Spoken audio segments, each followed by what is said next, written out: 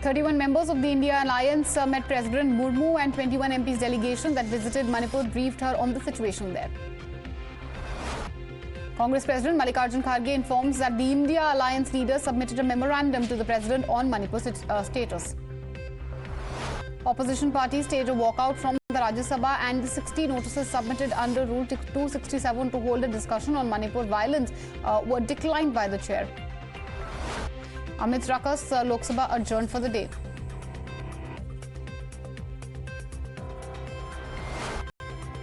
Lok Sabha Speaker Om Birla expresses a deep displeasure with both the ruling party and the opposition over the functioning of the House. Death toll of the Nuh Violence climbs up to 6, 2 home guards and 4 civilians amongst the casualties. Haryana Chief Minister Manohar Khattar appeals to public to maintain peace, calm and brotherhood. Haryana Home Minister Anil Vij informs that 41 FIRs have been registered and 116 people have been arrested in the Nuh Violence.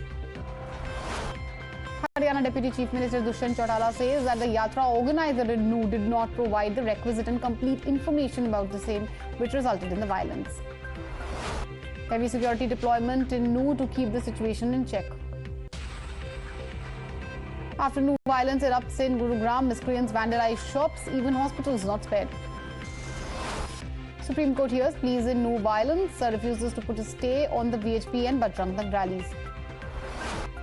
Union Minister Rao Indrajit Singh briefed Prime Minister Modi on the Nuh violence. Vishwa Hindu Paritat stages a protest against the violence which took place in Nuh. BAJRANG Dal workers will protest in Delhi's Gonda Chowk against the Nuh violence. National Commission for Protection of Child Rights seeks an inquiry into the alleged use of children in stone pelting and other illegal activities during the recent communal flare-up in Haryana. Rapid Action Forces conducts flag marches in Gurugram's Batshapur area.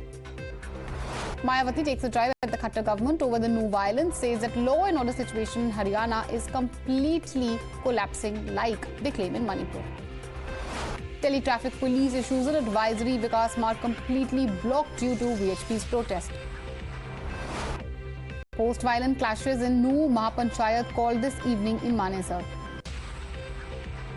PM addresses G20 Ministerial Conference on Women's Empowerment, states India is making strides in the same.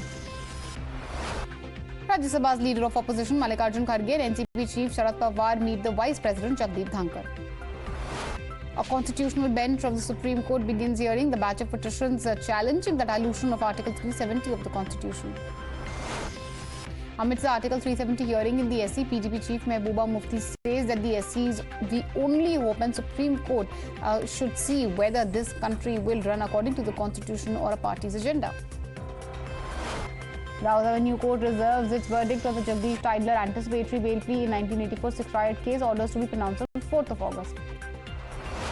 Congress government under fire once again as it plans to root about 11,000 crores from fund meant for SC/ST community. This will be done to fund the 5 guarantees of government. During a drive to evict the encroachment on footpath by the BBMP, a part of old temple reportedly caved in Bengaluru's Chikkapeta area. 4 labourers trapped under debris after soil caves in during construction of a well in Indrapur Tehsil in Pune district. NDRF team deployed. Rahul Gandhi meets Meghalaya Congress leaders. Karnataka Chief Minister Siddaramaiah is in Delhi for a meeting with Congress leadership to discuss the poll strategy for 2024 Lok Sabha polls. Congress High Command to meet senior leaders of Haryana to discuss about the party's preparation for the upcoming general elections. Former Chief Minister Basavaraj Bommai tweets saying that due to free bus passes for women, the KSRTC is going in losses and salaries are being withheld. A female cheetah named Dharti was found dead in Kuno National Park. Postmortem is being conducted. Nitin Desai, a 4-time National Award winner for Best Art Direction, found dead at his N.D.I.A studio in Karjat area. Initial reports suggest suicide. Streets in South Delhi's Kolkata Lake Gardens turn into gardens. Waterlogging also reported following heavy rainfall. 240-meter-long highway washed away after landslide in Chandigarh-Shimla NH5 near Himachal Pradesh's Solan district. During his Oman visit, Indian Navy Chief Admiral R. Hari Kumar now visits the Rugn area where he addressed the crew of INS Trikand mission deployed for anti-piracy operations in the region. Price of tomatoes has now reached and reached rather 200 rupee per kg in many parts of Karnataka, including in Bengaluru. When asked if he is with the N.D.A. or with India, he says that we are neither with anyone and nor want to be with anyone. We are alone and we have friends. That statement has been given by the Telangana Chief Minister. Bollywood lyricist Javed Akhtar moved Sessions Court against summons issued to him by Andheri Court. He was summoned in a complaint which was filed by actor Kangana Ranaut. SGPC chief writes to India's envoy to US seeks MEA intervention to reject a strong objection to discriminatory policy of the New York police of forcing Sikh troopers to cut their hair. Donald Trump charged for efforts to overturn the results of 2020 presidential elections in the run-up to the violent riot by his supporters at the US Capitol Hill. US Attorney General A.G. Garland participates in a national night out event in Philadelphia. The event coincided with the latest indictment of former President Donald Trump by Garland's Justice Department. Ratings agency Fitch Ratings have downgraded the US debt rating from the highest rating of AAA to AA+, citing a steady deterioration in the standards of governance. US disagrees with Fitch's assessment, calls downgrade arbitrary, says it was based on quote-unquote outdated data from 2018 to 2020.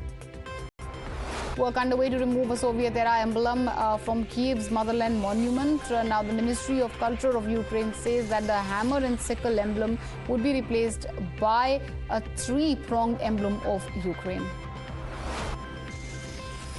And a Northrop Grumman Cygnus resupply spacecraft has been launched from NASA's Wallops Night facility. Spacecraft on its way to International Space Station. The first of two supermoons in August grazed the world's skies. The supermoon is broadly defined as a full moon that is closer to the Earth than normal. Son of Colombia's president charged with money laundering and illicit enrichment.